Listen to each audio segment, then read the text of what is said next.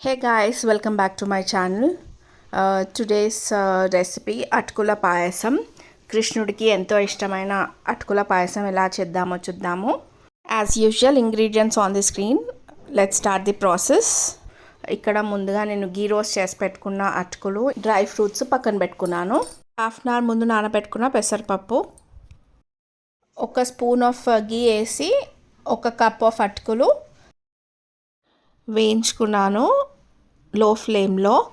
అది తీసి పక్కన పెట్టేసుకొనేసి అదే గిన్నెలో నానబెట్టుకున్న పెసరపప్పు, ఒక కప్ అటుకులు తీసుకుంటే ఒక కప్పు పెసరపప్పు తీసుకున్నాను ఇక్కడ నేను.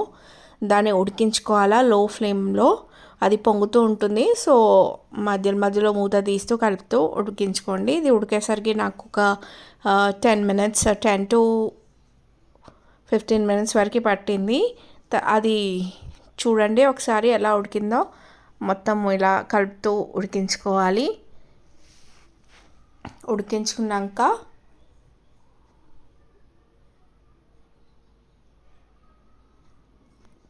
కాచి చల్లార్చిన పాలను యాడ్ చేసుకోవాలి. ఇది యాజ్ పర్ ఆర్ రిక్వైర్మెంట్, అంటే కొలతలు ఏమీ లేవు. నేను 1/2 లీటర్ పాలు వేడి చేసుకొనేసి పక్కన పెట్టుకున్నాను. సో ఆ పాలు దాంట్లో హాఫ్ వరకు పోసాను, మోర్ దెన్ హాఫ్ వరకు. సో అది కొంచెం మరిగినాక మనం వేయించి పెట్టుకున్న అటుకుల్ని యాడ్ చేసుకోవాలి. యాడ్ చేసుకొని ఒక 5 minutes ఉడికించుకోవాలి పాలల్లో. చూడండి మరుగుతుంది. సో ఒక 5 to 6 minutes వరకు ఉడికించుకొని లో ఫ్లేమ్లో కలుపుతూ. సో చూడండి కన్సిస్టెన్సీ, అటుకులు ఉడికిపోయాయి. కొంచెం తిక్కయ్యే వరకు పెడదాము. ఇంకొక 2 minutes కొంచెం మీడియం ఫ్లేమ్ చేసి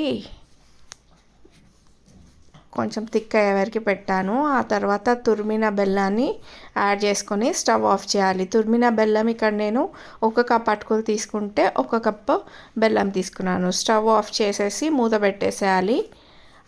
ఒక 10 minutes తర్వాత మనం కలిపామనుకోండి, చూడండి మంచిగా మిక్స్ అయిపోయింది.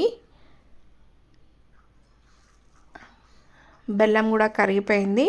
ఇప్పుడు దీంట్లోకి మనము డ్రై రోస్ట్ చేసి పెట్టుకున్న డ్రై ఫ్రూట్స్ని